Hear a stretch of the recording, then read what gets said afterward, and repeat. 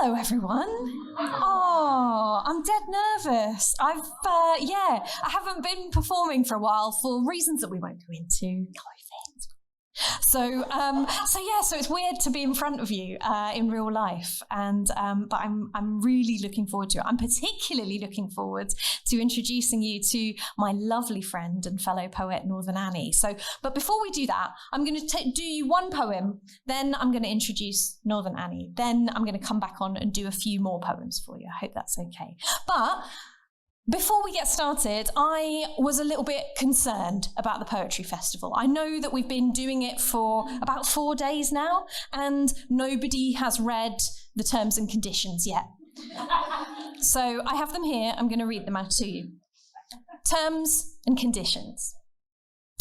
Thank you for choosing poetry, an unlimited subsidiary of literature, beauty, truth, and showing off. In order to use poetry, you must confirm that you have read and accepted the following terms and conditions. You confirm that you have read and understood this insurmountable list of very difficult poets, and you agree to them and their binding nature towards you. If you cannot comply, then you may not use poetry within 100 meters of a university campus. You also won't warrant that poetry is truthful, correct, and complete at all times, even when it contradicts itself, talks in circles, or ends in an incomprehensible question. Or does it? You do not need the consent of your parents or guardians to use poetry, but you will need to check with Roger McGough. I can give him your number afterwards. We may occasionally change poetry for legitimate reasons. For example, to improve the existing functions, or to add new functions, or to stop people writing poems about writing poems. If we make significant changes to poetry, we will notify you in a manner appropriate to the circumstances, by whistling tunelessly across the mountains at sunset, or by email, whichever's easiest. Your continued use of poetry after we make the changes is your consent to the changes that we've made. Change is inevitable. Change is the only constant. Time is a flat circle. The futility of the human condition may void your money-back guarantee. Please read poetry carefully. For best results, use at least twice a week, or as directed by Roger McGough.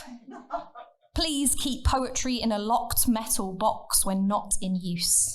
If poetry is spilled, wash the affected area immediately with warm soapy water and seek advice from your local poetry collective. If poetry is ingested, do not induce vomiting. Call Roger, he'll know what to do. Warning, poetry may be corrosive to prejudice, can cause severe damage to toxic worldviews, and has been known to burn clean through preconceptions. Please do not leave poetry unattended overnight. Please air your poetry as often as possible. Click your fingers to agree with these terms and conditions. Keep poetry within reach of everyone. Thank you. Oh, lovely.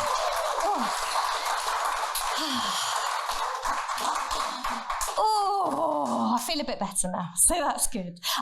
So I am really proud and really privileged to introduce our next poet up to the stage. Northern Annie is a poet based in Nottingham, originally from Surrey.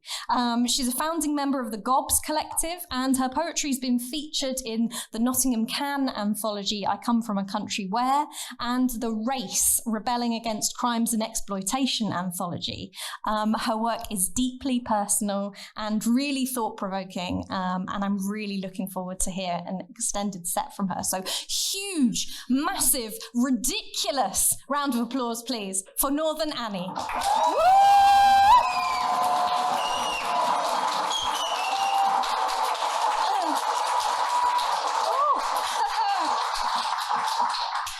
Hello. Oh, thanks, mate. So I'm a member of the Gobs Poetry Collective, as Leanne's just said. But prior to being accepted into the collective, a brief was sent out that they wanted as diverse a group of creative people as possible. So, being quite literal, I went out and grabbed the Equality and Diversity Inclusion checklist to just go down it and see how diverse I actually was and whether I was worthy of that brief. And the first poem I'm going to share with you is the application piece that I submitted. It's called Ticking All the Boxes. Ticking all the boxes, but never really being seen. Ticking all the boxes that identify me. Ticking a box, clicking a link, what does it even mean? I'm making up the numbers, but for who? The statisticians. And who am I within that box? Who is it that you're seeing? Polarising people on a so-called equality mission. Am I white? Am I black? Why do you need to know? Am I old? Am I young? What does the information show? Age is just a number, and colour just a hue. Be honest with me now, what difference does either really make to you? Male, female, gay, straight, and everything in between. Whatever our designations, we all deserve to be seen. Seen for real. Seen right now. Seen for who we are. Seen to be the people who are unified by our scars. The infinite possibilities of the person I might be, reduced to a few tick boxes so you can make sense of me.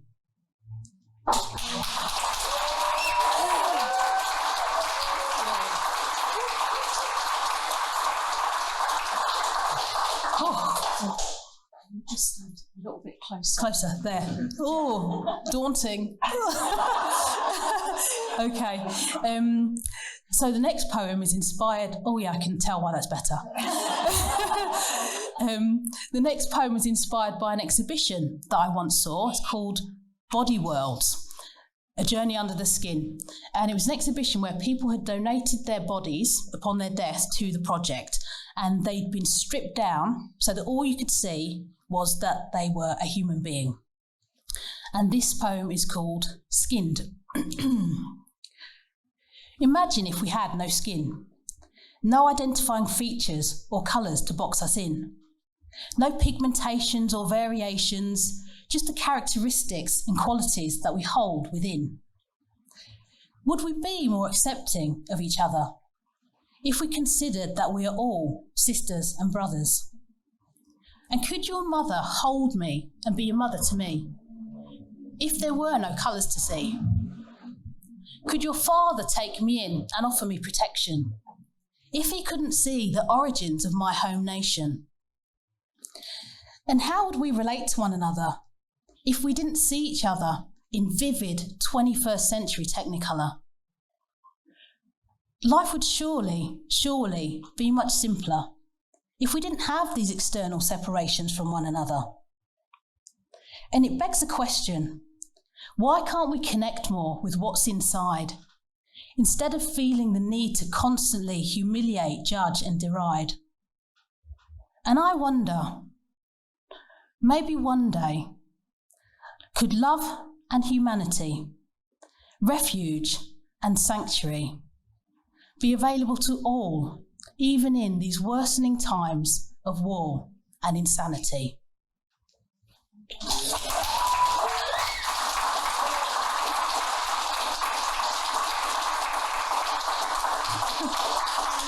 Okay, I've eased you in now. So this next poem is an answer to a question that I was asked in the wake of the George Floyd incident. An incident I'm sure we can all agree shook the world. The question that I was asked was, how do you feel? And this is my answer. I feel shocked. I feel disgusted. I feel sick. Sick like I've been whipped by the man, the whip hand and the history books. My heritage of pride and industry shook. I'm repulsed by the thought of sugar passing my lips. knowing its sweetness hides such bitterness. Imported to mask the taste of coffee and tea, it created an industry in which people were not free to live the lives that they were meant to, but instead enslaved and treated like cattle. Punished for wanting to just be free from a life of slavery, free from the cane fields, the masters and capitalism, free from the cruelty, racism and sadism. I feel anger at the pioneers who brought my ancestors to progress their careers. I feel sadness that profit and loss were deemed more important than the lives that were lost. I'm tormented by visions of shackles and branding irons, copper manila traded for people's lives. The torture, torment and pain, though legally abolished, still remain in the pages of books and the records of history that revealed an industry that treated people like property. One colour completely dominating another, denying their culture, their rights being smothered. Convincing themselves and believing their own lies that dark skin, woolly hair and dark brown eyes were the traits of people they deemed lesser than them. The traits of people, like me, they decided were less than human.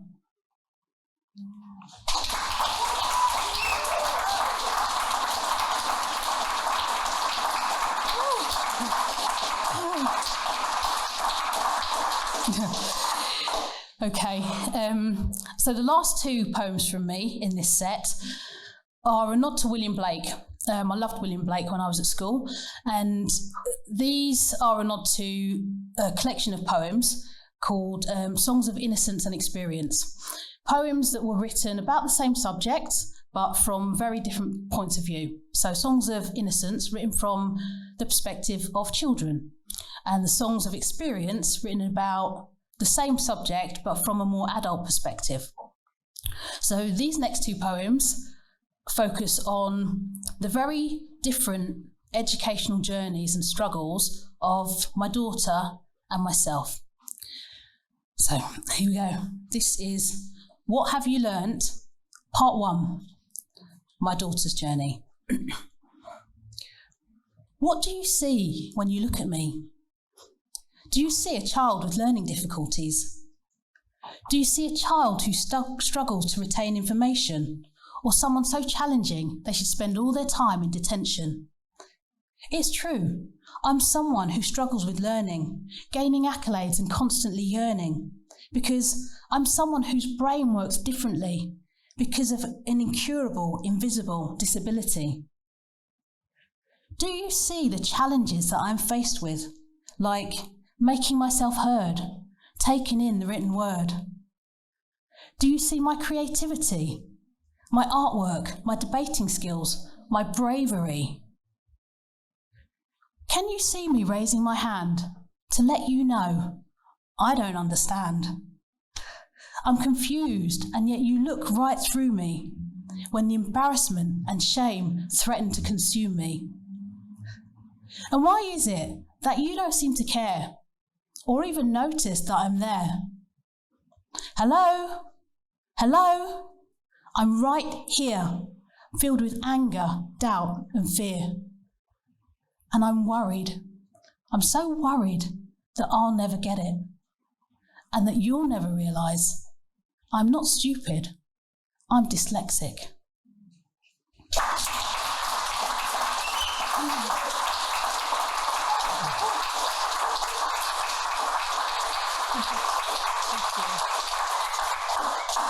Okay, so the final poem from me this evening, it's What Have You Learned? Part 2, My Journey. When I was at school, I wasn't thick. In fact, I actually thought I was quite sick. Dissing those who didn't get it, those struggling, challenged dyslexics. They didn't get the lessons or the literature. Me though, I took it in, I spat it out like it was scripture. I was reading before I could walk, writing before I could talk, then conversing in different languages, exam scores way above the averages. But standing out and being exceptional was scary as hell and emotional. And standing out became problematic. For me, a black kid, a minority ethnic, in a school full of whiteness and privilege, and me, the only person with dark skin, dreading the songs that they used to sing, like Brown Girl in the Ring. And now, what the hell is happening? Down go my grades and my reading, and down goes my confidence in everything. And all of a sudden, I'm shrinking, missing school, smoking and drinking. Finally, starting to feel like I fit into place like a jigsaw, slotting in nicely with mediocre scores. And now I'm no threat to the hierarchy, because now I'm just another average darkie. Thank you, that's all from me this evening.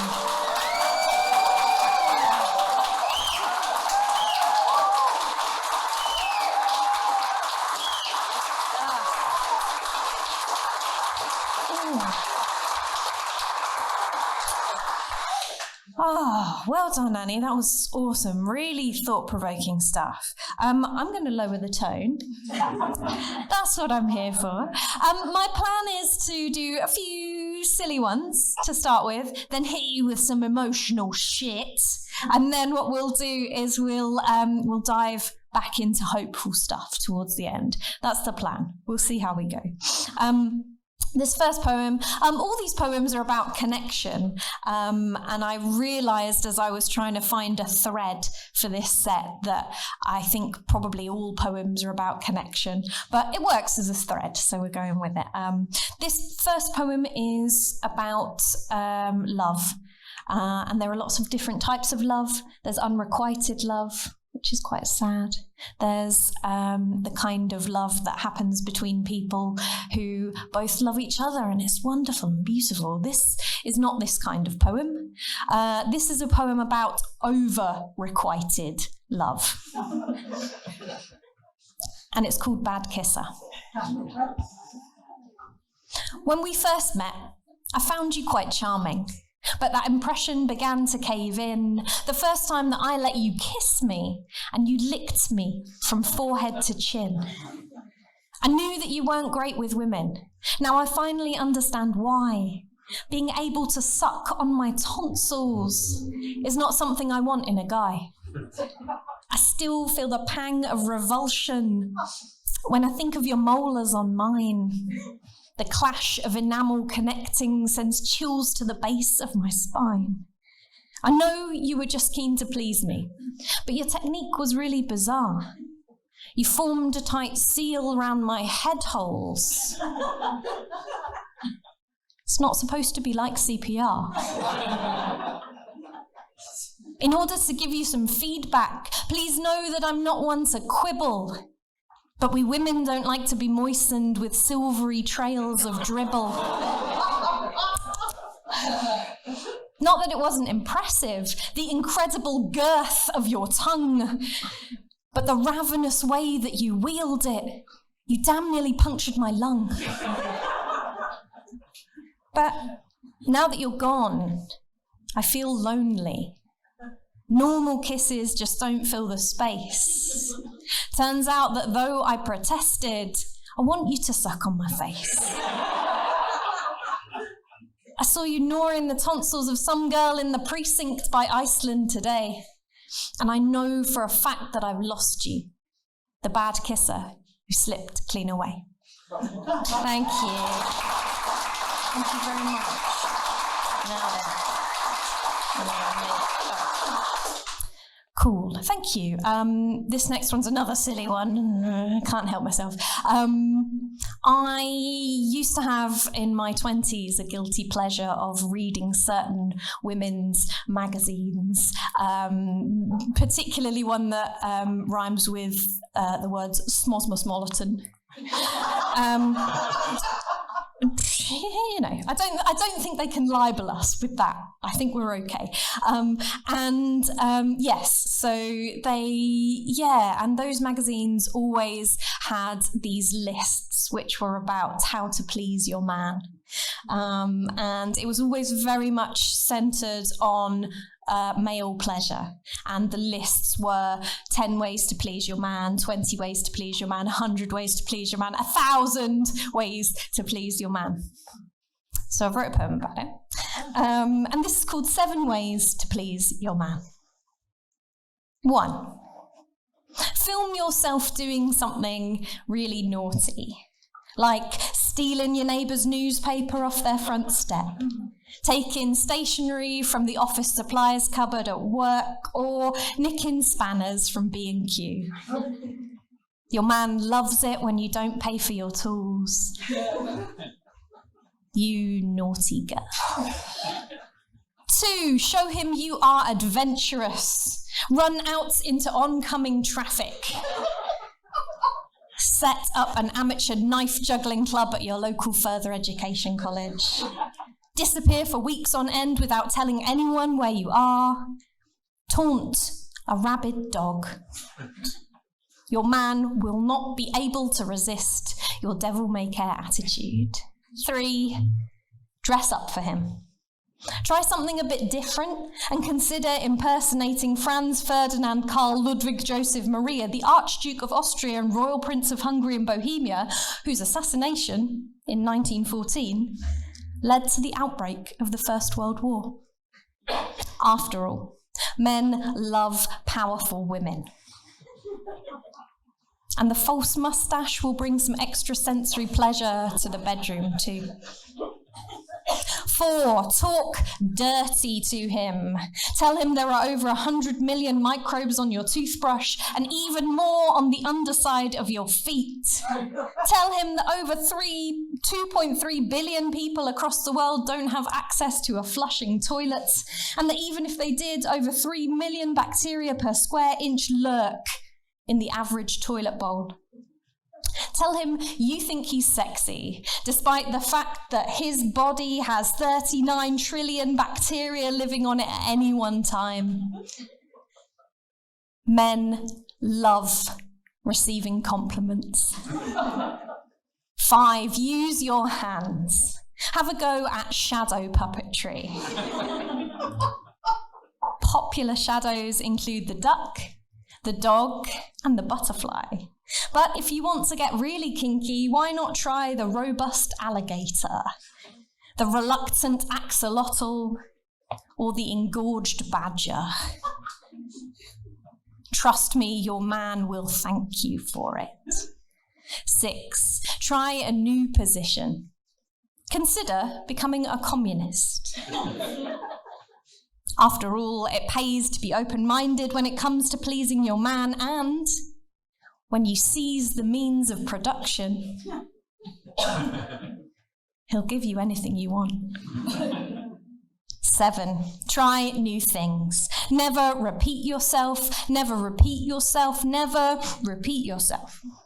Live up to unrealistic standards of heteronormative sexual gratification, read lists in shitty magazines and follow them as if they were gospel.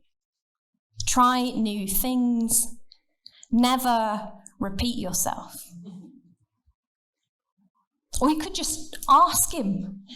You could just ask him what he likes. For fuck's sake. Thank you.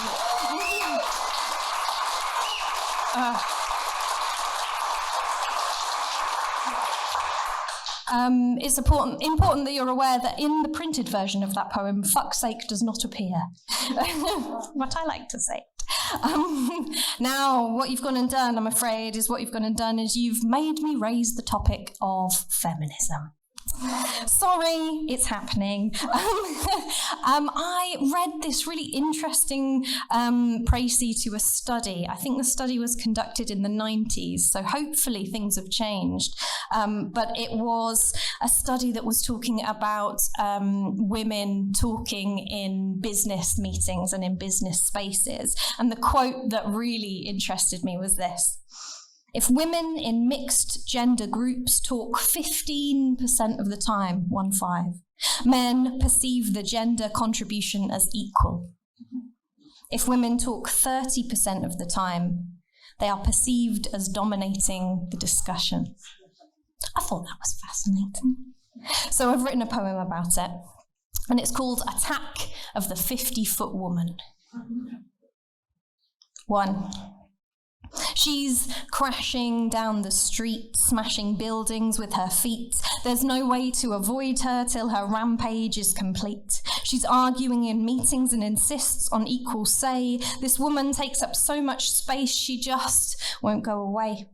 Her voice shakes all the window panes. She won't be interrupted. A hysterical fanatic, she is womanhood corrupted. She's ruining society, and she won't compromise. She's a monster, and she's hideously sized. She's destroying all the structures. It's a loss we can't afford, and she's growing every minute, and she will not be ignored. She's giant and unsightly. She doesn't fit the form of girl. She's loud and mad and dangerous, and she's ruining the world. 2. Just how tall was she really, sir?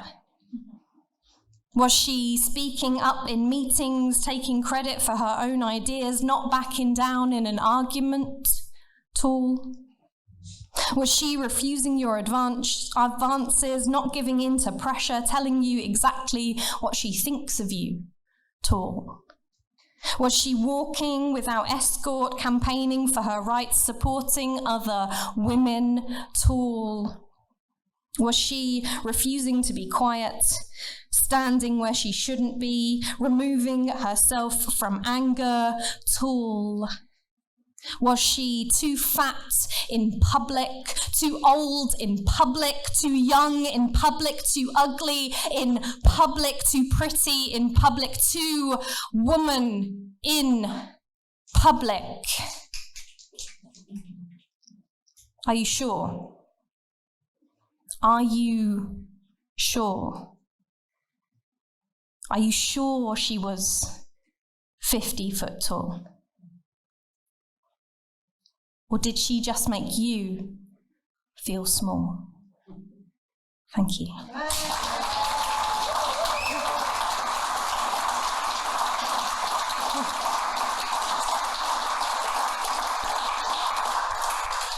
Thank you. And now we're on the tricky subject of politics. A piece of the pie. Look, everyone gets a piece of the pie. But some get more than others. It's only fair they were here first. Or if they weren't here first, then they paid more. Or if they didn't pay more, then they certainly looked like they could afford more, which is why they got more at no extra cost. I wouldn't expect you to understand. It's complicated. Some people have asked for more but didn't get it, while other people could do with less and won't be persuaded to share. Some people have been coming here for years and think we owe them something. Some people can't read the menu, so those people get crumbs. Some people don't realize that some people have already eaten. Some people have already eaten but still feel the gnawing hunger. Some people haven't eaten for days. Everyone gets a piece of the pie, but some people are never satisfied. Some people have been stealing food. Someone is always stealing something. Some slices look bigger than others because some slices are bigger than others. Everyone gets a piece of the pie, except those who get nothing. And we don't mention those who get nothing in case they take a piece of our pie. Sure, some people get more pie than others, but some people have more luck than others. Some people get more pie than others, and some people get crumbs. It's a good thing it's only pie, isn't it? It's a good thing it's not our lives, isn't it? It's a good thing it's not our world, isn't it? It's a good thing it's only pie. Thank you.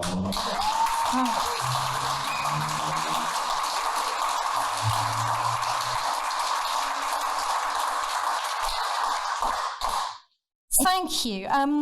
This next one is really super duper new, and I don't quite know if it works yet. But I'm one of these people who gets real stuck in a rut and is like, oh, I'm just going to do the same 5 poems that I know work every time. So I'm challenging myself to do new stuff, and if it doesn't work, come tell me afterwards and be like, you know, that poem, and that'll be fine. That's all I need. I don't need any further critique. Thank you. It's been a rough couple of years. But yes, no existential breakdowns here.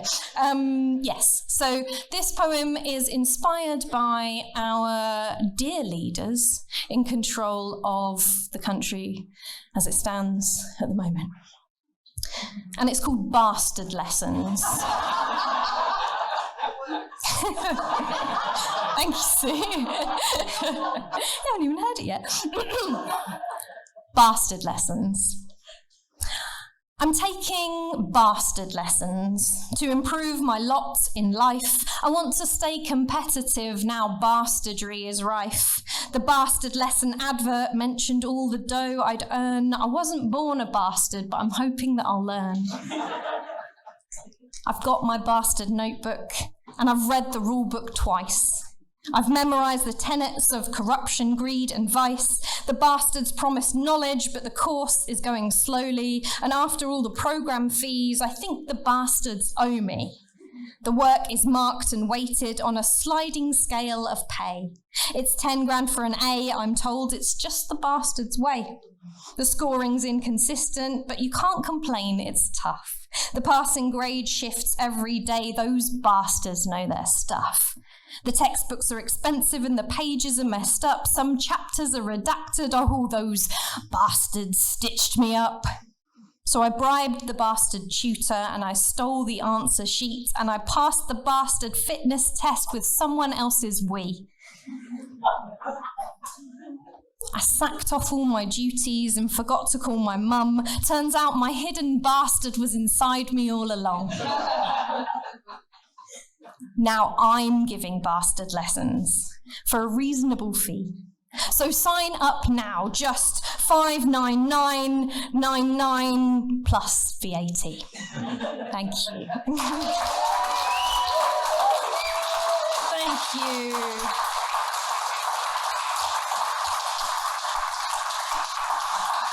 Thank you. And so we move into the more serious part of the set.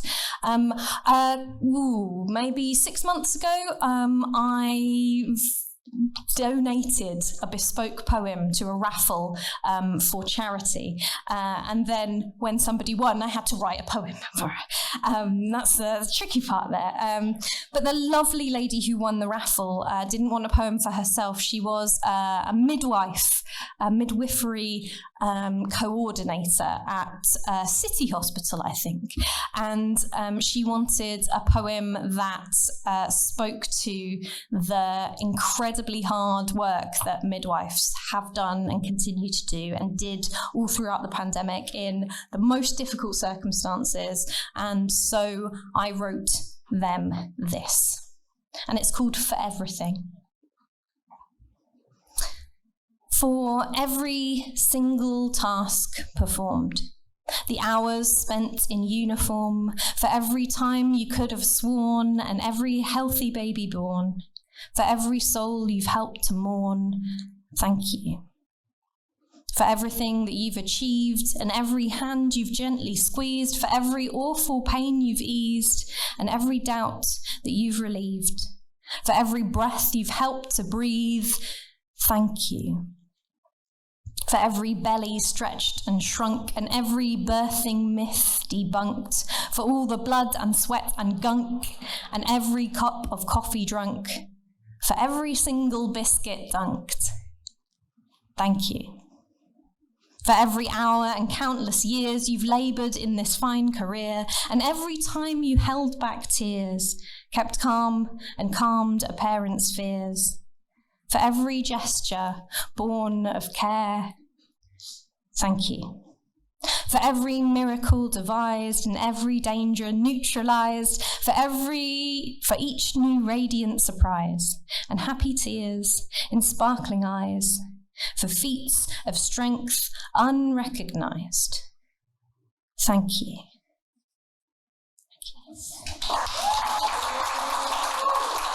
Thank you so much.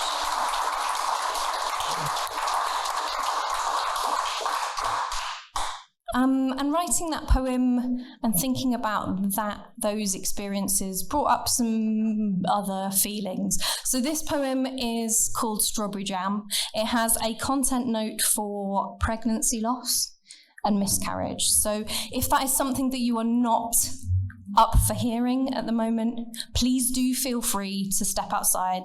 You're not going to offend me at all. Look after yourself. Strawberry Jam. Again, after weeks of waiting, these clenched fist cramps signal failure. Thick clots caught on cotton, red as dashed hopes. Another nameless Eden razed to the ground.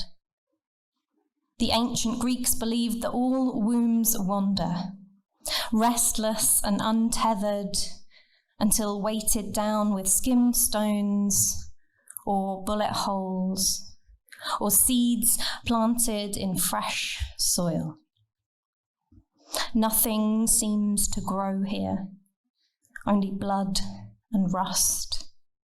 Still, there are jars of jam in the pantry, flowers on the mantel.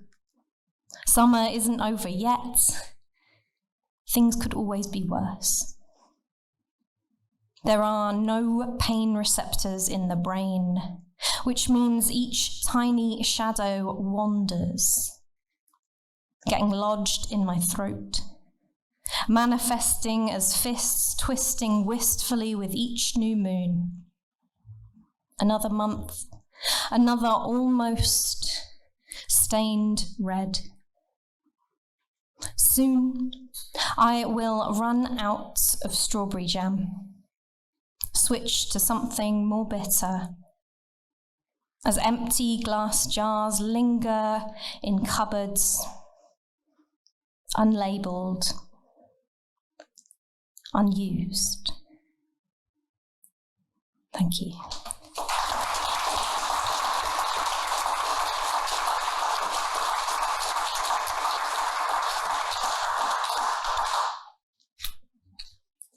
Thank you. We're just going to do one more sad poem, and then we're going to switch to something a little bit lighter. This poem is A Golden Shovel. Can anybody tell me, oh, this is my Year 9 teacher voice, can anybody tell me what a golden shovel is? I mean, yes, but also not in this context, but good try, well done. Sue, would you like to answer for the class? I'll do it. It is, absolutely. So a golden shovel is a type of constrained piece of poetry, and the idea is that you use a line of existing poetry or writing, and you take the words from each of the words in that line, and you use them as the end word for each of your own lines. Did I make that make sense? Not really. Well, let's see how we go. Anyway. Oh, let's push the telly in. We'll push the telly in. We'll watch some documentaries. Shush here. We were doing well. Okay. So this Golden Shovel has a line, a whole poem actually, by Mary Oliver. And the poem goes like this. Someone I loved once gave me a box full of darkness. It took me years to understand that this too was a gift. Mary Oliver, fucking excellent. If you don't know about Mary Oliver, you should go and get hold of her collection forthwith. Anyway, So this is a poem that uses those lines, and it's sort of about my granddad and about his dementia. It's called Becalmed. I wanted to be the kind of someone who could always fix things. I clung to my competency like hull-side barnacles. To be loved, you must be good enough. And I was, once. Back when the sight of the sea still gave me chills. Now, I don't know what will become of me. I am a storm-sunk schooner, rigging unravelling. I am a boatyard ransacked by vandals, and I can't find the box where I stored my secrets. I am so full of nothings, regretful, ghostly half-recollections, fearful of everything I can no longer do. Forgetting is a kind of darkness, a mist that thickens slowly by degrees. It is so much harder to navigate when the stars are extinguished. It took so long to realize what was happening to me. On journeys between the kettle and the sofa, years passed. Now, I am left alone to make catalogues of the missing parts. Understand this. There is no way that I can know what is absent. The blank space is this unmarked page in a logbook, a fog too heavy to ever lift again. If I were still a sailing man, then maybe I could endure this forecast as a storm passing. But today, it feels more like penance than a gift. Thank you.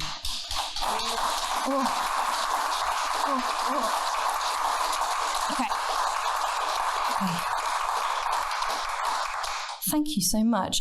Two more from me, a bit more hopeful, a bit more cheerful to end us up on. But thank you so much for listening, and thank you for being at the Poetry Festival. And I know that there are more brochures around, some over there. Please do take a brochure with you and find out if there are any more lovely poetry things that you would like to engage with and get involved with. There's so much going on between now and Sunday, so loads of stuff to look forward to. This next poem is a poem about hope. I think especially in the times that we're living in, hope is a radical act and something that we all really need. And I know that it's not easy, but I think that it's important. This is also, she said, showing off, a line palindrome poem, which basically means that it's a poem where you read it one way and it makes sense in one context, and then hopefully read it the opposite way round and it says something slightly different. We'll see. This is called Humanity. This is humanity. Sit back and let everything fall apart. It is ridiculous to assume we would want to help people we don't even know. We will go out of our way to seal ourselves off from our problems. We will never think about others before ourselves. We can't comprehend the future, so we've stopped trying. We can't imagine a world where there is hope. There is hope. We can't imagine a world where we've stopped trying. We can't comprehend the future, so think about others before ourselves. We will never seal ourselves off from our problems. We will go out of our way to help people we don't even know. It is ridiculous to assume we would want to sit back and let everything fall apart. This is humanity.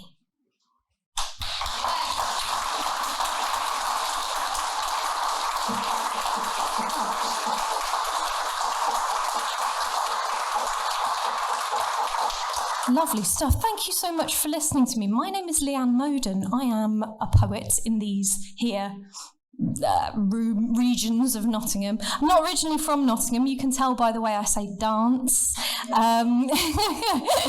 But, you know, this is such a lovely city that people come from miles around, even from the south. But yes, I'm doing a couple more things at the Poetry Festival. Wednesday night, I am doing a work in progress version of a show that I'm putting together. So it's an hour of poetry and storytelling, and it's about music and belonging and accidentally becoming a teenage goth in rural Norfolk in 2002. Bit niche, but you know, I think it'll be fun. So if you would like to come along to that, I would love to see you there. It's 7 o'clock at the old coal store, and it's poets telling tales. But I'm going to read you my last poem. Is from that show, and I'm going to see. We'll see. Sometimes I know this off by heart, and sometimes I don't. So we'll see how we go. This is about music, connection, belonging, and it's called Brixton 2030. So, we're finally here. It's me and Claire, and we're standing there 10 feet from the stage. Knee-deep in teenage memories, those killer melodies from the CDs, and I can see the burst capillaries on the bass player's face. We're that close to the stage. And the people around us are too cool to dance. But this is the chance we've waited all year for. And we won't shed a tear for the pain in the past, because no matter what they say, the bad things never last. All the lies cast in stone, they'll shatter soon, my friend, and if the outcome's not a good one, then it's just not quite the end. We pretend we're all right as we fall through our lives, but the speakers are screaming it's fine not to be fine. Trust the music tonight, because you know every line, and we're lost in the crowd and the feelings sublime.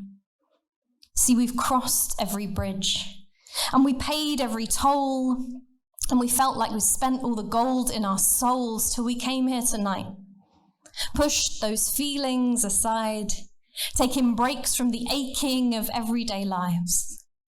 And the knives in our backs are worked loose by the sound of the music that echoes from ceiling to ground. We feel like we found a new place to belong, among brothers and sisters and familiar songs. It took us so long to find ourselves here in this throng of believers clutching overpriced beer. Everyone in this crowd says this music saved them. They're speaking these lyrics, reeling tunes off verbatim. This poetry flows with each kick of the bass drum as we lift our heads up, swept away by momentum, because we're lost in this crowd. We're shouting so loud, and the words that we're singing to us, they're profound. See, we're proud of this band, and we're proud to be fans, and as bridge swells to chorus, we raise up our hands. And it's not quite religion, but by God, it's close. Because these songs helped us out when we needed them most. See, the rhythms like blankets have cushioned our heads from the heartbreak and sorrow and hospital beds. We lost it all once, now we've found it again among like-minded women and good-humoured men. We were stung by rejection, depression and fear, but tonight, the crowd's voices are all we can hear. And we know that we've made it. We're still standing here. This homemade congregation, me and Claire. Thank you so much for listening.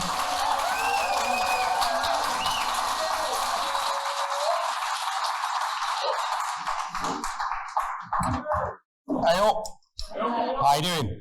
I just thought I'd make use of having some water and that. Feels kind of posh in this bottle. Paid for as well. Love it. Free water, free council pot.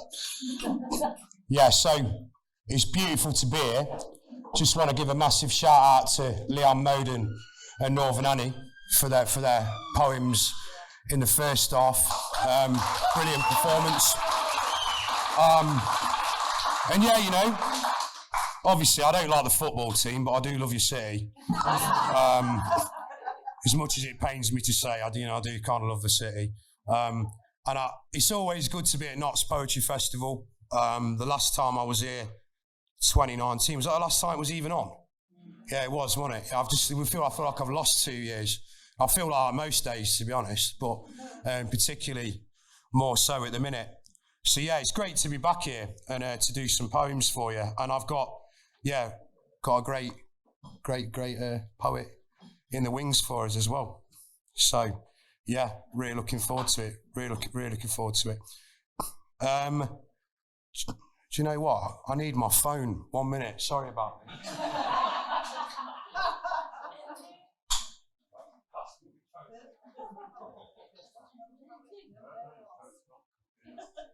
Gives you a bit of time to talk amongst yourselves anyway. I like to be comfortable and that, you know. But yeah, I just like to keep track of what I'm doing. I wrote my set list on here. Yeah, just get that up. Cool. Yeah, so I'm going to start the night anyway with a cover. You know, do we call them covers in poetry? Well, I do, so that's what I'm calling it. And this is actually my favourite poem by a poet called Ken Smith. And this is a poem called Wormwood. And it was written as a collection by the same title. And he was the writer in residence in Wormwood Scrubs Prison in the 80s. And yeah, his work, you know, deeply resonates with me. And yeah, I love this poem. So I'll give it you. Wormwood. Down and more down the ladders and down the snakes and never passing go. Never winning the state lottery, nor so much as a Christmas raffle. Never throwing double six. Never dreaming of the winner in the 2:30 at Cheltenham. Never finding sixpence in the plum pudding. There was never any luck that was good. And so down the steps in chains and down the stairs in cuffs and backwards down the up escalator, shackled to the jailer. And at last in a body bag, down the well, under the cellar, under the basement, under the crypts, under the undercroft, and still some down to go. So here I am, drinking the green absinthe of my wounds, weary from descent, from falling, drinking to get drunk. Enough of it and I'll be crazy and forget everything. I'll be wide open and talking aloud to myself or anyone or no one about the yellow dust, the ragged leaves, the palest green, the serotonin. I dreamed you were not who I thought. You were at the airport opening your passport to another identity, a name I was not familiar with. Jessica Snow. You were who you were before I knew you. You were who you are without me. You were who you are anyway. But your look said, but I am always Jessica. Always have been, always will be. You were leaving, going home to your own country, one way without thought of return, to answer old letters and the questions of old lovers, to look through shoes and coats still hanging in the closets, mementos in drawers. You were a stranger in my life, I in yours, someone I never knew on a long vacation under another name, the one I knew you by. You were a country only visiting mine and another country I only visited with you. Artemisia, absinthium, yard high and wildly divided, curer of worms and quinsy and the bites of rats and mice, vile and bitter. Beauty's name for solace, opaque, iced, sweetened through silver. I drink to her, to Artemis, destitute of delight. Thank you, Ken Smith.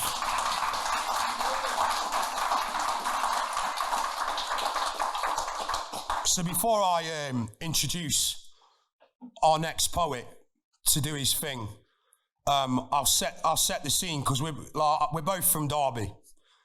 He's moved up north now. You know what I mean, Salah. But you know, I stayed true to the cause. I just stayed in Derby. You know what I mean. But yeah. So I'll set the scene with this poem that was commissioned for National Poetry Day in 2019, and it's about Derby. It's got a little bit about Derby County in it, but I thought, I don't want to get stabbed or anything in Nottingham for Derby County poems and that, you know what I mean? So I thought I better just play it safe. So, this is called Nowt But Pride, and it goes like this. I thought you were just fields and sheep, the bloke says, before asking for directions. I told him to head down the jitty, hit the main road and go straight over at the island. He didn't know what a jitty was. Said the main road looks more like a street and that he couldn't locate an island as he couldn't see no water. Just tarmac, bricks and mortar. What you calling a roundabout an island for anyway, mate? He asked. So I hit him with the fact that round here we're the furthest from the sea. And with so much tarmac, brick and mortar, we like to reimagine beauty. We've nowt but pride for this place, me duck. Nowt but pride. Duck! He laughed. Duck! You lot speak a different language round here, bruv. I told him we like it that way. Being hard to place. Definitely not south, but not quite north neither. Just kind of in the way. The odds stacked against, underdog in the race with the biggest characters on the stage. You seen our man like Jack O'Connell and Eyes are repping these days. We got phenomenal women like Sandy Ryan packing punches too. All Rams fans through and through. The truth is, my city bleeds black and white. But it's much more than just black and white. It's history, industry, artistry, its own. We've nowt but pride for this place, me duck. Nowt but pride. Thank you very much. So, I'd like to welcome to the stage a poet that I really rate, I really respect him, I really admire his work ethic, I really admire the fact that he wants to listen, he wants to learn, he wants to get poetry flowing in through his veins. He's got no ego about him. I've been lucky enough to do some mentoring work with him, which has been very easy. And trust me, I've done some mentoring work before and it ain't been very bloody easy because they don't want to listen. So, I want you to, he wrote this great pamphlet that got published last year called Dog-like. And it's great, and I'm sure he'll read some stuff from that. But I want you to give a massive, warm welcome to the stage to Rory Aaron, everybody.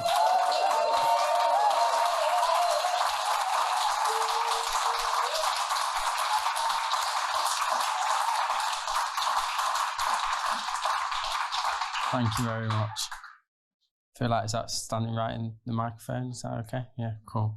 Okay. This town is our town, with its cobbled streets and terraced houses, its back alleys filled with trodden autumn leaves and McDonald's receipts, its old family names stitched into the walls of cemeteries whilst kids are laughing and playing on the monkey bars and teenagers are necking Skittles and vodka after dark. It's the corner shop, where little lads buy footy stickers to fill their mags and they still don't charge you for plastic bags. It's the chippy next to the Chinese and the plastic seats on the bus 63. It's the shadows from the old Victorian chimneys that catch the heels of your feet as you walk down past the Great East Mill that stands like the castle it once was. Blood-stained walls, cracked windows, the echoes of God knows how many voices, great brothers, great sisters, great uncles and aunties all stand within its spider's web, its metallic structure, its energy propelled by dirt and water, a target during the war. You know, lad, we once made nails for all those northern factories. We never get credit for that, granddads say to their grandkids who cross their grandkids in the street. See, this town is a town you never leave, except if you're Dean, who we find standing outside the rifleman's, still slightly knobbly knee, dressed in skinny jeans, frame hung like the awkward teen he once was, except Dean's 25. Dean's got a degree.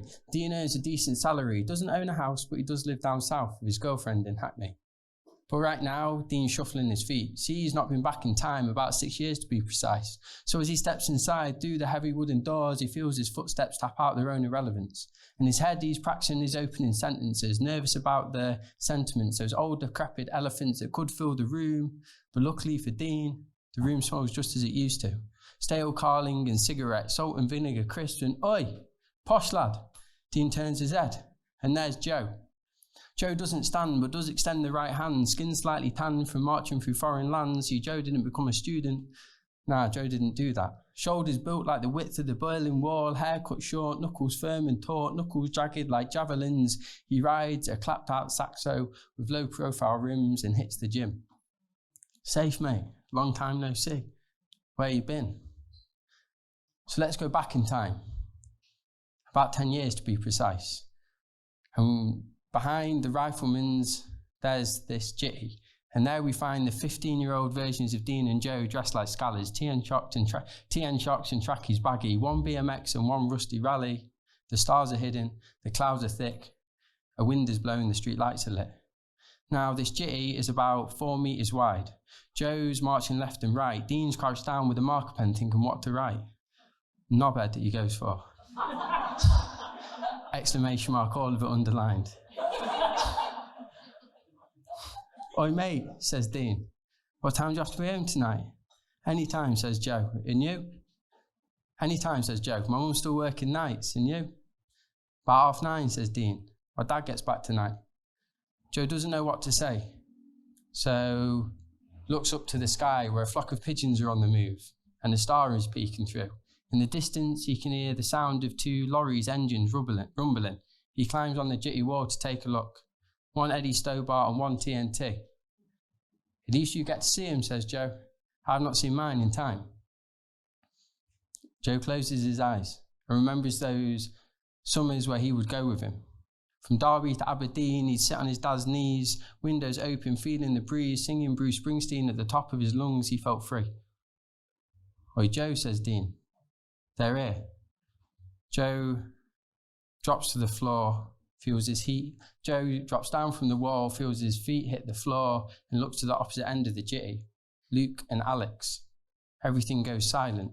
Their 2 silhouettes appear through the mist. And for a moment, Joe feels like he's in one of those old Western flicks, the type that his dad used to sit with the curtains closed on a Sunday with a stiff drink. Cheers. Okay,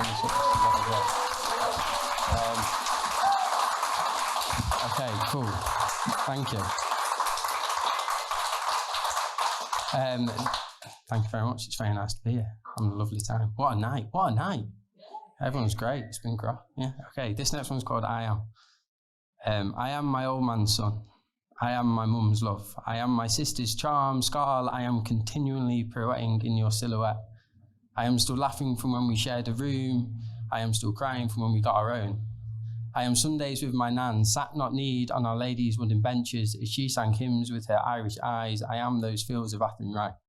I am the whiskey her father sipped. I am the British bullet that burst her uncle's ribs after he fought for what he thought was his. I am a product of that occupation. I am the ferry that brought them here. I am proof that even though the Republic lives, it is the colonisers who always win, for there is no barley in my accent when really it should be full to the brim. Yet I am my father's son. His cloth-capped stagger, his slight scouse stammer, his estate-made swagger. I am every book he placed on my shelf that taught me how to fall in love. I am my mates and who we were back then. Those pennies we used to make, those pounds we used to save, those bags we used to bake. I am the way we showed each other love through sideways glances and held each other's hand through second glances. I am the shoes I wore to your funeral. I am the final conversation we never had as we stood beside the nags, flicking our extra slims into puddles. I am the way we never really said goodbye. I am still trying to figure out how all that happened, you know, how time passes, how life matters, how glass shatters. Cheers. Hey. Cool, thank you. So yeah, I'm from Derby. Do come to Nottingham sometimes, and in Derby there was venture up on the Red Arrow. There was this place called the Vic. I think Jamie's played it a few back in the day, and it was mint. It was like this music venue, and this is a poem about that.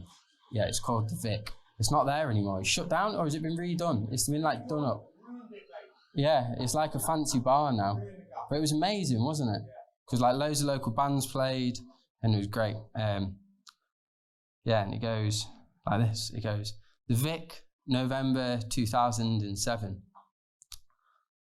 Switzerland was supporting the Coulomms, 2 of our city's best.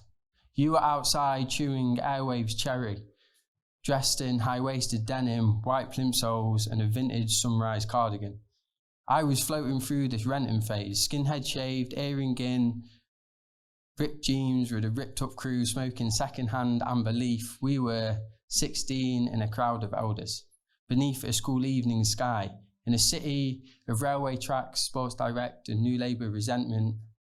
I try to make you laugh. Something about your older brother. You know you're sad, tilting your head to the side. I'm not impressed by the smoking. So I finger flipped my tab aside and replied, well, if I could have your number, I will never smoke again. Everyone laughed. But to my surprise, you picked your perfect pink flip Motorola from your back pocket, and happy as we floated back inside. An out-of-tune Stratocaster moulded with a drum kit, the walls sweated out as our souls stuck to the floor, too self-conscious to dance. The hair on our arms wrote sonnets back and forth. 10 years later, the Vic is boarded shut, so we meet beneath the bless. The weight of deaths, dodgy landlords and heartbreaks weigh heavy in both the stagger of our steps.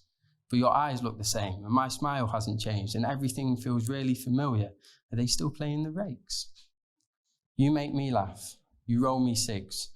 We mix our pints, I make you laugh, you roll me cigs, and you tell me about something your brother once said or did, and we get fucking pissed.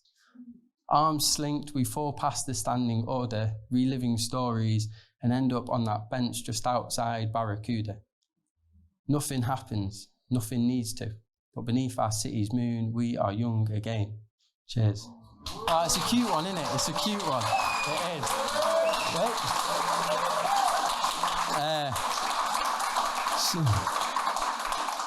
So, thank you. That was lovely applause. It's really nice. I need to get better at like accepting the applause. I always like try and cut it off, but I need to like let it breathe. Do you know what I mean? All right. Cool. So this is a new one I've never performed before. It's shorter. It's part of this new collection I've been working on. It's called Cocktails. I want to tell you how I've been dreaming about a baby, lying in the garden, drinking an espresso martini, staring at their birth certificate. Is this it? As I poke my head out of our new bifolding doors. Is this it? No contract, no partnership agreement, no assurance of training or commitment to regular risk assessments. How can this be? A bleached piece of pulp with signature and name. Isn't gaining ownership of a car more difficult? Did you not have to pass a test? Can you even reverse park already? You still use Bisto for Christ's sake and get 2 takeaways a week. Have you seen your credit score? You make Bury FC look like a well-managed football club. You once poisoned a beetle. The baby drains the dregs of the martini and holds the paper up to the sun. Cheers.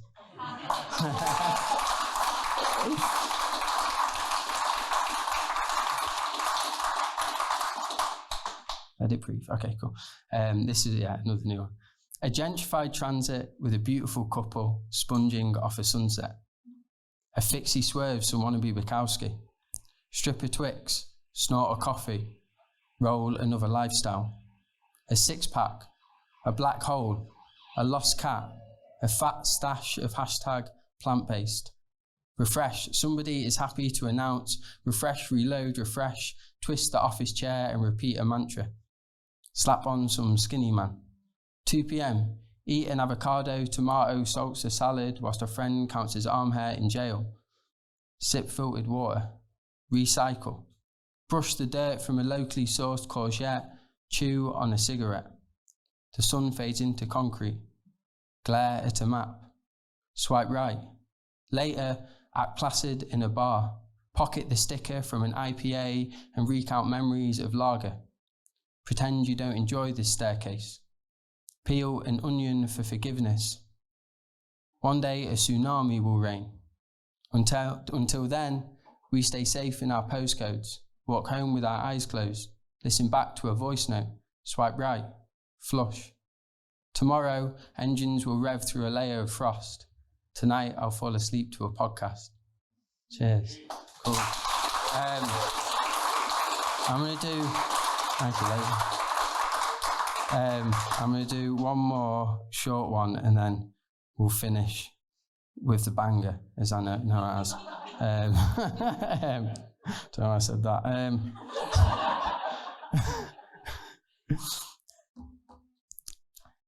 He sits with carpal tunnel, stirring whiskey and coffee into the morning. A winter sun climbs out of the back alley. He understands his day, crafting as he has always done, aware of his oppressors, unaware he is oppressed. A plucked pheasant hanging from the mantle, he is old, tired, heavy with a ticker that can't push those simple pleasures. Soon, a van will crawl upon the curb, wheels crunching the creaking thistle, driven by that younger lad. The bell will ring, so he will stand with a hard hat, a pack-up, a loaded flask, breathing hunched, breathing short, sharp, unsteady breaths. Cheers.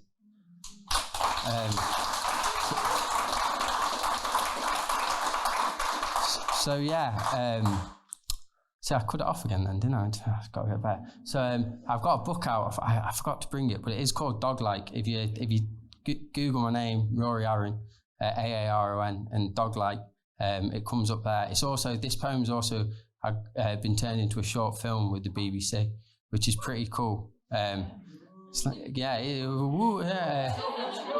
it's cool, man. It's bizarre. Thank you.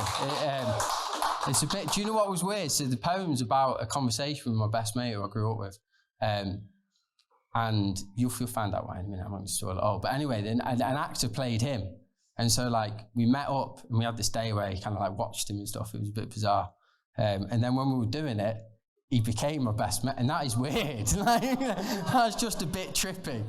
Like I was like walking, because I was in it as well, and I was like walking, and I was like, oh, can you tone it down a little bit, mate? Like, like don't do it. Yeah. Anyway. So this is called Dog-like. Yeah. He doesn't look good. Busted lip, shoulders dipped, hunched in from broken rib. No, he doesn't look good. See, we're old friends from the early days, of way back when days were spent strutting through summers in total 90s, scoring stunners in schoolyard stadiums. Both the town's two best left footers, half a screw loose from being brothers, we looked out for each other. Dog-like, he says again, sitting forward, pint glass grasped, eyes holding a certain mist. Once upon, he was Don of War, steel-jawed, fighting was what this town loved him for. I've been breaking the law, he tells me. Have to wear 3 pints in, shredded skin, back to being just me and him. Why, I ask. I couldn't keep on doing what I did, he says. Could you?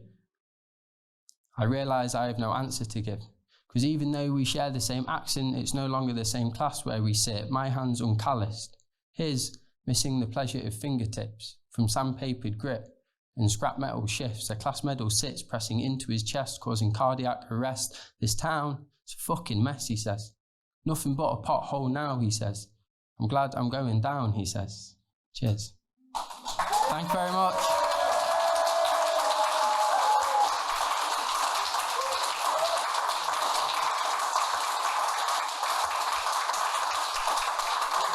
So give it all once again for Rory Aaron, yeah?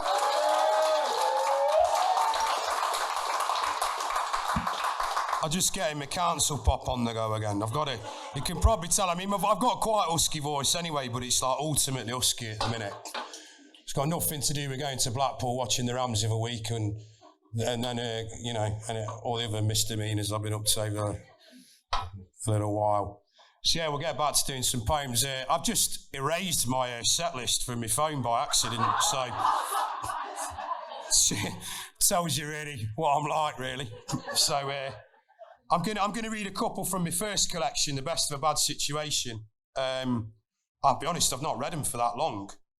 I used to know them off by heart, but God, COVID's done that in, because you're not doing gigs regularly enough. So we'll go for this one. This is called Common Sewerage Problem. Start life in terraced houses, end up dead in one, like packs of rabbits stacked, heads numbed, crushed by jaws of ravenous dogs, lack of movement enabled, feeds, uninhibited sex drives. They all fall down. Everyone, everywhere, all due to their own misinvention. Not everyone is born a rocket scientist. Mental is everyone outspoken and equally devoted to speaking their minds. Seek retribution in confession. Come fornicate with your local disloyal priest. Kiss the feet of Jesus for he loves you. Change the channel for the commercial break. Signals beamed through satellites. All converge to form the same lies. Swallowed and shat out in rugged municipal vines. Everything is done for the prosperity of the common person. Diversion tactics employed by tactile puppets on Illuminati strings to be pulled whenever they please. Common bleeds the sense to drip, then trickle down to the sewers, all to flow one way beneath the feet of power. Thank you.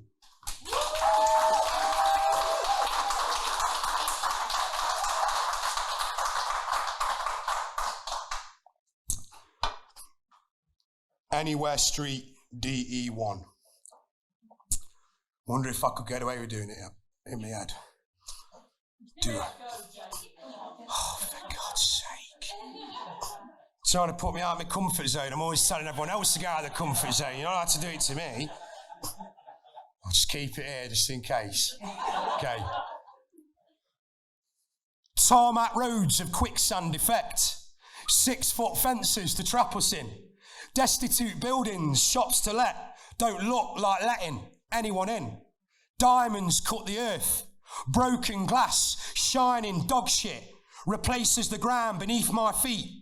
Gang tags sprayed across street signs demonstrate the lost direction of youth, alienated by society, and quite possibly let down by their mums and dads.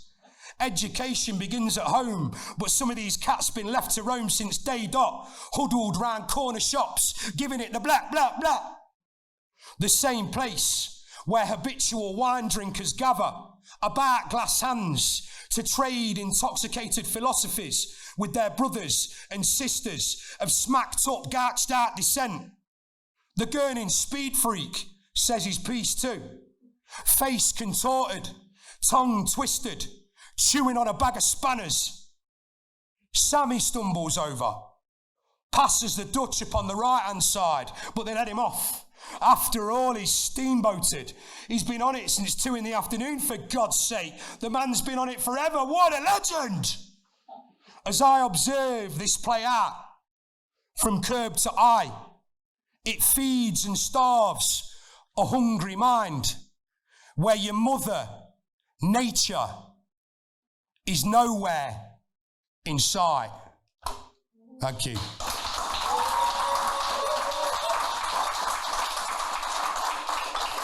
See, I tried, but it's been too long. I don't think, it must be about 2 years since I even read that poem. So yeah, I'm going to go to my second collection, Our Man. And I'll start with this one. I definitely should know this one. And this is about another pub in Derby called the Vic. The Vic that Rory was talking about was opposite the train station, and bands used to play there all the time. In fact, one of my claims to fame is that 6 weeks before Snow Patrol had a #1 single with Light Up, Light Up, my band supported him. Yeah, check that out. And I heard him playing that song in soundcheck. And I said to my drummer, I says, you know, that song is going to be a #1 single. And I wish I'd gone to the bloody bookies and put some money on it. Because like no one had really heard of Snow Patrol by then. Like Steve Lamacq was about the only DJ playing them. Then all of a sudden they just blew up. And that I reckon I could have made some wedge then. That bet. You know what I mean? So yeah, but this other Vic was the pub on the corner in the West End of Derby. I don't want you to, think that Derby doesn't have a West End. It does. It's not really like other West Ends.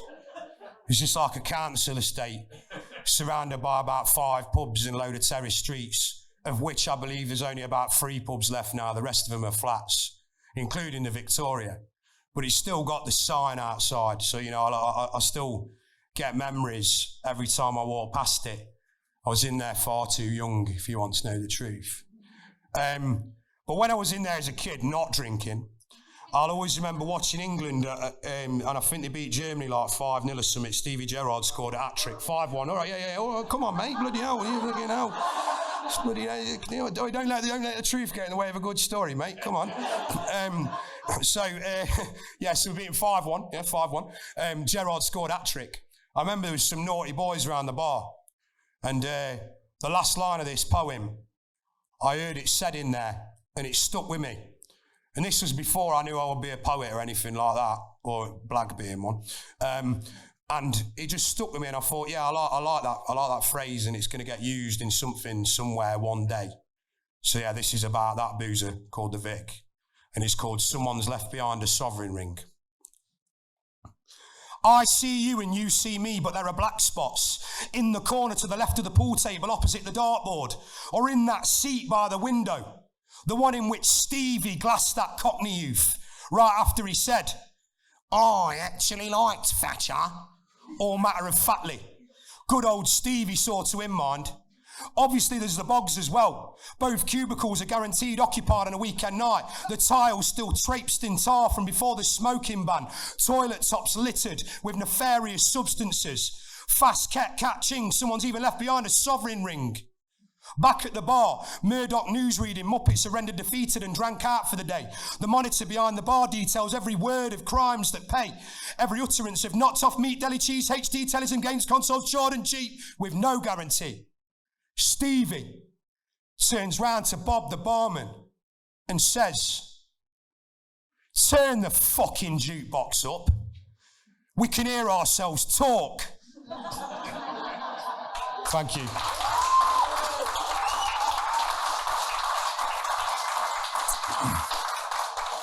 So I'm sure you can imagine what kind of conversations were taking place there. I do that to some audiences and they just sit there like, what's you on about? You know, it's not really what you say. You meant to say turn the jukebox down. I can't hear myself talk. It's like, well, yeah, that's the point, mate. I've had it. Straight over the head, man.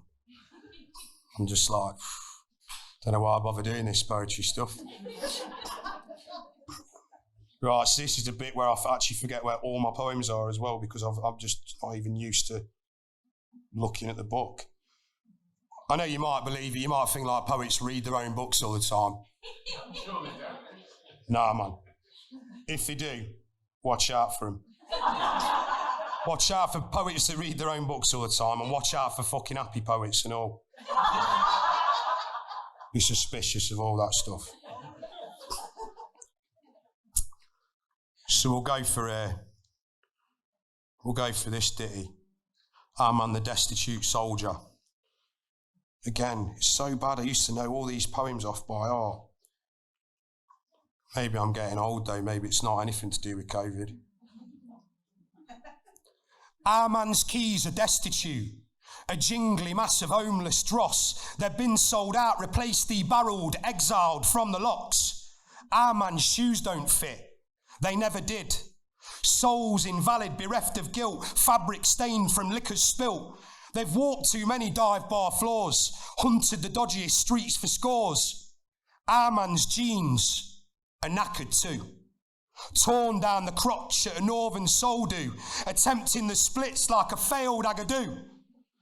Our man's shirt rides up at the waist. He used to have a six-pack.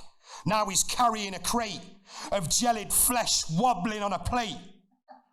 But take the piss, or you like, 'cause our man really couldn't give a shite, 'cause appearances mean nought to his baseball bat. And I've got that wrong, because it should be couldn't give a crap, because appearances mean nought to his baseball bat. Kind of fucked the rhyme up there, didn't I? Jesus Christ. I just went for the shit because it's better, innit? You know, shite's better. And he's like, mate, that's why you didn't use the word shite for the rhyme. I'm so disappointed in myself in that. I'll go for this one called Sound Clash. In the boozer tonight, the landlords managed to double book the pool team with the open mic night.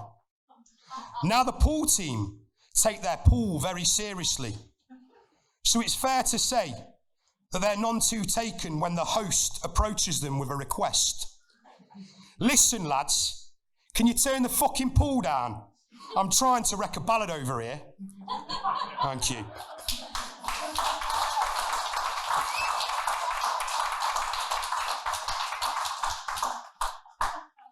Man down. Our man's down. Floor bound. No stabilisers, he didn't need them. Our man's lying on his back. Tarmac used like hammock. Sunshine of February reimagined as July Aleppo. Coordination of reality unattempted. Public shoes patter pavements like paratroopers marching through imperial streets. Our man lacks the nous to converse. Chapped lips impoverished. There is a sign next to him. Cleaning in progress. Cleans his soul with the soles of his feet. Spots a tic-tac amongst the fag nubs. Mouth open and willing. Bites down. Sober as a judge, but eyes a kite, governor. You're holding up 3 fingers, you pillock. Yes, I'm aware that this is the floor. I'm also aware of my right to be here. Our man's lying down and talking to the wind. It responds to him only. Beguiled by nature's caress, our man reaches for a crisp packet, prawn cocktail, gash, thrown away in repellents. Wind taken by the scruff of neck, snot dripping to the lips, clinging for dear life.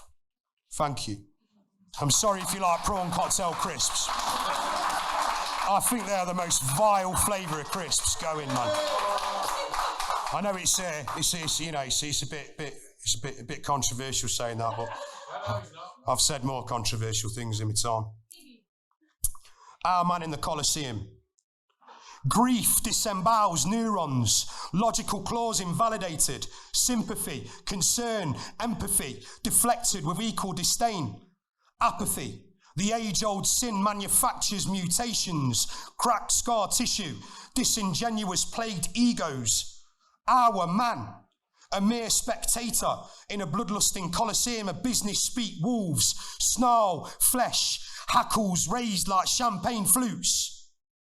A chimney stack on the horizon, pockmarked with melted plastic, facilitates toxic smoke as the guests admire the view. Prawn sandwiches on tap, bubbles, wine, cheesecake. Our man is soon down on all fours, foaming, hacking, kickback from the ticker. The cheesecake's not the gerbils. For dog's sake, not the gerbils. His colleagues, now incandescent with pride, as the ambulance arrives. Paramedics trawl the stairs. Once resuscitated, his colleagues line up for selfies next to the stretcher. Thank you.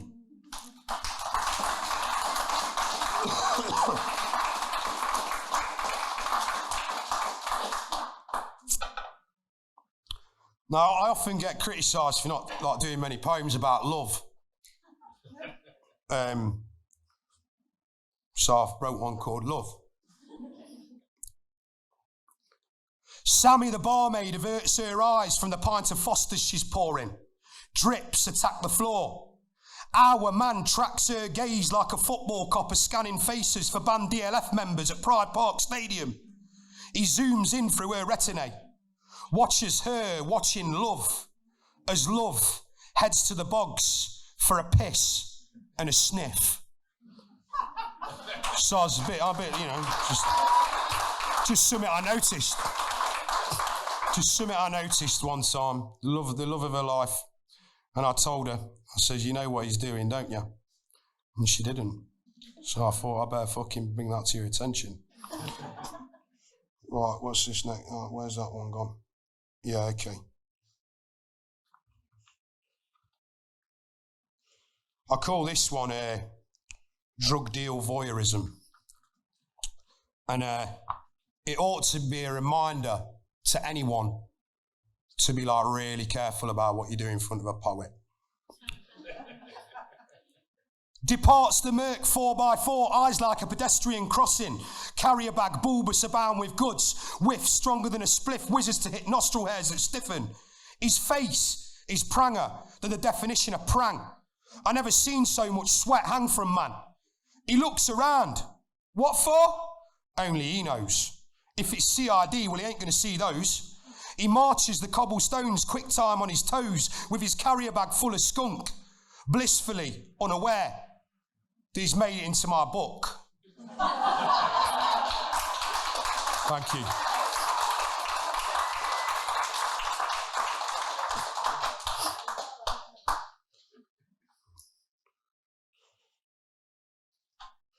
So this one is called Black Eyed on Christmas Eve. And it's ode. It's an ode to the person you see with a black eye who says, you ought to see the other guy, mate. Our man is black-eyed and walking round like everyone done it. Who it was, ask the night, ask the pigeon shit cobbled streets, ask the takeaway, the taxi driver, the half-gnawed kebab. Our man thinks everyone done it. Everyone. Our man has tinsel in his eyes, mince pies in his nostrils. Our man is on a stare-out frenzy, enjoys the looks of confusion penned across the chops of people out on their last-minute Christmas shops. Blokes with tattoos on their necks are best. Because blokes with tattoos on their necks always give you dirty looks for staring at the tattoos on their necks. Our man loves it better than best, feels like shouting aloud, you ought to have seen the other geezer, you ought to have fucking seen him. When the truth is, our man didn't even see him. Thank you.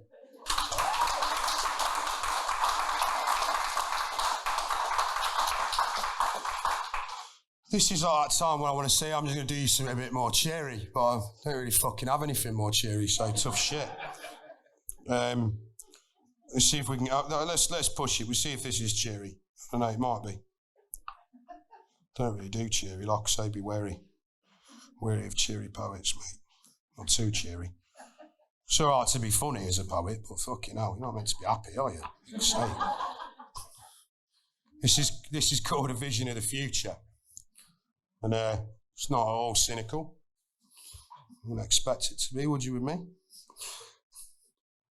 I awake on my feet, queuing in Walmart for all my needs. Health insurance, milk and bread, the bank account to deposit the paycheck. I'll arrange the overdraft, then schedule my death for 20 years' time, whilst the wedding ceremony proceeds on aisle 9. Sweet vows are exchanged in rapid time. There's a funeral taking place on aisle 6, so please don't make a big fuss over your new wedded bliss. Our honeymoon schedule is currently behind, so unfortunately your flight won't arrive on time.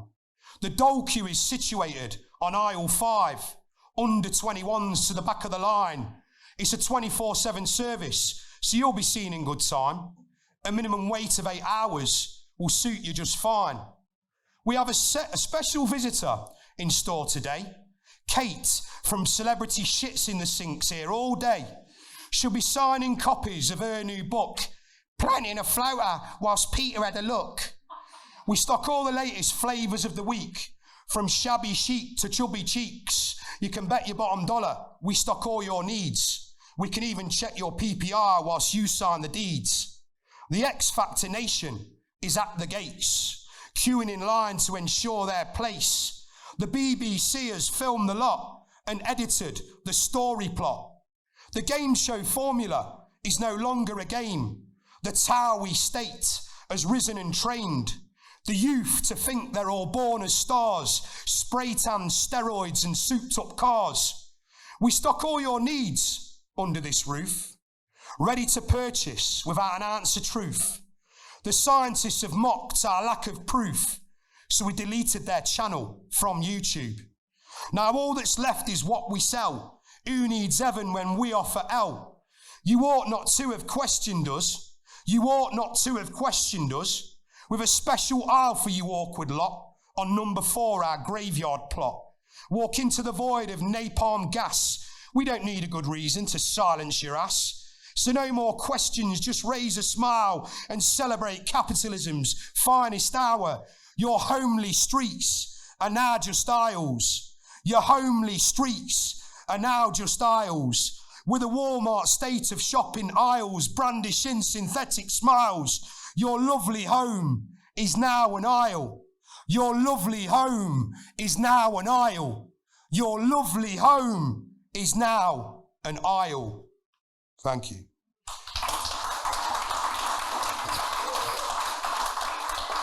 So you can tell I really buy into the whole capitalism thing anyway. It's definitely working really well. Really, really well. Yeah. Where's the bloody main one? Jesus Christ. It's here somewhere. There we go. 42, mate. 42. Why did I write such a stupidly long book anyway? Just put a couple of poems in it. It'd be much easier. So I'm going to leave you with these two anyway. I reckon it's that time of night where I can just get off the stage. So, so these are the poems that kind of formed this kind of whole collection, really, which was an investigation really into, the mental health and masculinity thing and how those things intersect and, the battle with that, really, and the battle that other people have. And they came about from a project I did in 2018 in Stoke with a company called Restoke. The project was called Man Up, and we worked with a lot of men in the community of Stoke exploring that theme. And we made a show that we put on in a working men's club, which I was really proud of, actually. And it was amazing how many of the people that normally wouldn't come watch poetry, theatre, music, dance, whatever, because it had a collaborative element, Northern Soul stuff. I was even doing some Northern Soul dancing, check me out. And I'm not doing any of that now, mate. Leave it out, come on. No, just believe me, or I didn't say I was good at it, so I was doing so. Don't take it away from me, come on. This set of two poems kind of ended the show. So yeah, the first one is probably how you'd expect it to be. The second one I like to think is a little bit more hopeful, because I believe that we have a shared kind of responsibility, because everybody has an our man in their life, and that's why I use the term our man. It's only really become a recent phenomenon that men, it's okay for us to talk about our mental health. Before, all you used to get was man up. That's what people used to say, which I think is extremely damaging. And it was certainly damaging for me as a young man growing up. The second part, I kind of see it as just a little call for us to remember that we all have a sort of a shared onus to look after our men in our lives, because we all have them. Whether that's like a mate, whether that's a granddad, an uncle, brother, son, whatever, they're there. Everybody knows someone who struggles. And sometimes, they don't feel like they can speak, etc. So, part one. Our man has fled the page of hegemony, war-torn and bleeding detachment. Our man, first in the pub, last to leave. Our man, from fit fiddle to organ rupture, from solid joiner to rickety structure. Our man, amidst signals from deluded stations, engages in the refusal of social invitations. Our man ain't just staying off the drugs, he's staying off the people. Our man, only halfway through his life, is already focused on the sequel. Our man has signed an abatement order against his soul. Mind plagued, neurons severed, is on the verge of himself, lamented by absence. Our man, the voice of treason, hammer to the nail. Our man has walked out on himself. Number two. Our man is lost to the conflicted voices in his skull. Backed against the wall, can he even stand tall? Our man can remove his masks and face his reflection. Our man ain't as doomed as he believes, may well question what he achieves. Our man needs to nurture his self-belief. Our man is a part of us all, Hold him up. Don't let him fall. Thank you very much. You've been a wicked audience.